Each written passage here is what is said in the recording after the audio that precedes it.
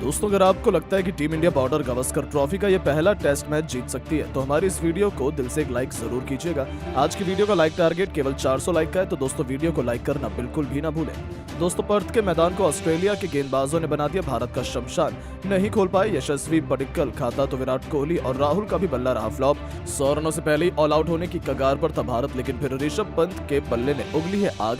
तो भारतीय बल्लेबाजों ने कर दिखाया ऐसा चमत्कार, पलट दिया मैच का पासा। उनका तूफान देखकर फटी की फटी रह गई सबकी आंखें। तो इंडिया और ऑस्ट्रेलिया के बीच पहले टेस्ट मैच की अब तक की पूरी रोमांचक हाईलाइट का वीडियो तो हम आपको दिखाएंगे, लेकिन उससे पहले आपको क्या लगता है कि स्टार्क, बुमराह और कमिंस में कौन सबसे खतरनाक गेंदबाज है? अपनी राय नीचे कमेंट करके जरूर बताइएगा। दोस्तों, आज पर्थ के ऑप्टस स्टेडियम में बॉर्डर गावस्कर ट्रॉफी के पहले टेस्ट मैच के लिए इंडिया और ऑस्ट्रेलिया एक दूसरे के आमने सामने मैदान में ऐतिहासिक घमासान करने के लिए उतर चुकी थी, जहां कुछ ऐसा हो गया कि जिसे देखकर पूरी दुनिया सोच में पड़ गई कि क्रिकेट के इतिहास में ऐसा पहले तो कभी नहीं देखा गया था। जी हां, बता दें, हजारों फैंस की मौजूदगी में जब टॉस के लिए सिक्का उछाला गया तब टॉस के बॉस बने भारतीय कप्तान जसप्रीत बुमराह और टॉस जीतकर उन्होंने पहले ऑस्ट्रेलिया की धरती पर बल्लेबाजी करने का फैसला किया। और जब प्लेइंग 11 का ऐलान हुआ तब भारत के लिए आज नीतीश कुमार रेड्डी और हर्षित राणा को डेब्यू करने का मौका मिला और युवा जोश से शराबोर टीम इंडिया तैयार थी रचने को पर्थ के मैदान पर नया इतिहास, जहां दिलों को जोश से भर देने वाले दोनों देशों के नेशनल एंथम के बाद टीम इंडिया को विस्फोटक शुरुआत दिलाने कमाल लाजवाब राहुल के साथ यशस्वी जायसवाल की तूफानी जोड़ी मैदान में उतरी थी, जिनके कंधों पर पहली बार ऑस्ट्रेलिया में अपनी बैटिंग से सबको प्रभावित करने और भारत को एक अच्छी शुरुआत दिलाने का बड़ी जिम्मेदारी थी।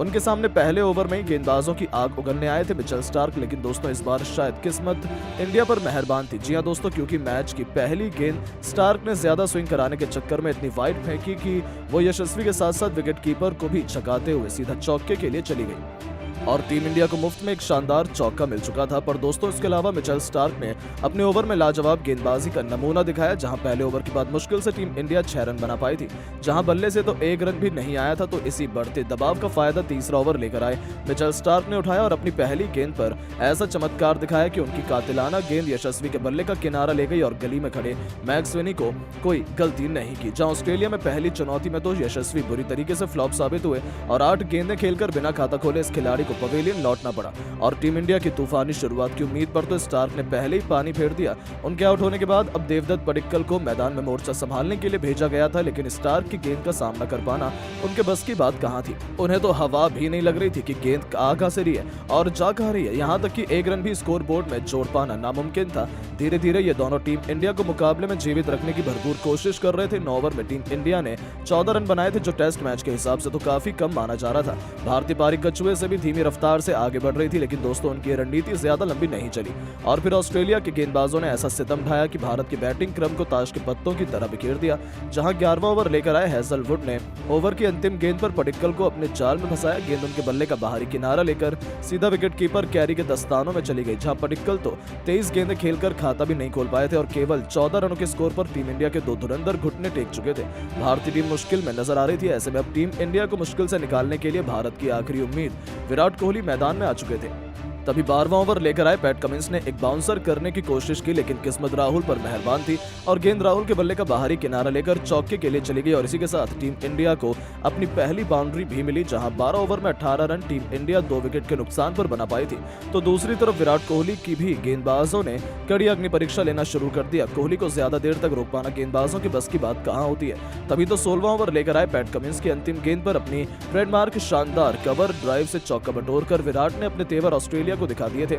16 ओवर में ही टीम इंडिया ने 32 रन बना लिए थे। ऐसा लगा था कि राहुल और कोहली टीम इंडिया को मैच में मजबूत स्थिति में पहुंचा देंगे, लेकिन दोस्तों तभी भारत की खुशियों को किसी की नजर लग जाती है और 17वां ओवर लेकर आए जोश हेजलवुड ने विराट कोहली को उस्मान ख्वाजा के हाथों कैच आउट करवाकर भारतीय बल्लेबाजी क्रम की कमर तोड़कर रख दी थी। जहां विराट कोहली 12 गेंदें खेलकर केवल 5 रन बना पाए और 32 के स्कोर पर ही भारत के टॉप 3 बल्लेबाज पवेलियन चल दिए। पूरे देश का दिल टूट गया था, क्योंकि अब तो ऐसा लग रहा था कि टीम इंडिया 100 रनों से पहले ही ऑल आउट ना हो जाए। ऐसे में इस अनहोनी को टालने की जिम्मेदारी अब के एल राहुल के साथ ऋषभ पंत के मजबूत कंधों पर आ गई थी। हालांकि राहत की बात तो ये थी कि राहुल सॉलिड फॉर्म में नजर आ रहे थे।